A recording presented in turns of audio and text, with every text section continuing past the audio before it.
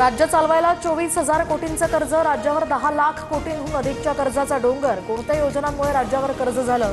राऊतांचा सवाल। संजय राऊतांनी पत्राचाळीत घोटाळा करून हजारो लोकांना बेघर केलं। घोटाळे करून जेलमध्ये गेलेल्यांनी घोटाळ्यांवर बोलू नये, नवनाथ बन यांचा पलटवार।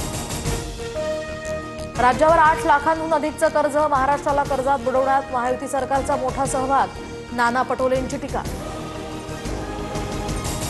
50 लाख कोटींपेक्षा अधिकच्या जीडीपीमध्ये 9 लाख कोटींचं कर्ज असल्यास सेफ झोनमध्ये प्रकल्पांसाठी कर्ज काढणार, भाजप प्रवक्ते विश्वास पाठक यांची टीका।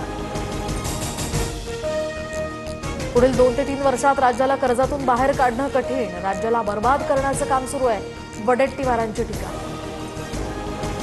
मराठवाड्यातील 1,25,000 लाडक्या बहिणींचा लाभ थांबल्याची माहिती। 65 वर्षांवरील महिला आणि एका कुटुंबातील अधिक महिला सुद्धा लाभ घेत असल्याचं उघड। स्थानिक स्वराज्य संस्थांच्या निवडणुकांनंतर लाडक्या बहिणींना तुम्ही कोण असं सरकार म्हणेल, वडेट्टीवारांची टीका। कॅबिनेट मंत्री छगन भुजबळांच्या दालनात आज ओबीसी उपसमितीची बैठक। बावनकुळेंसह इतर सदस्य उपस्थित राहणार। हैदराबाद गॅझेट अंमलबजावणीवरून ओबीसी नाराज। मंत्रालयात दुपारी राज्य मंत्रिमंडळाची बैठक। राज्यातील पावसाच्या नुकसानीसह विविध विषयांवर यामध्ये चर्चा होणार।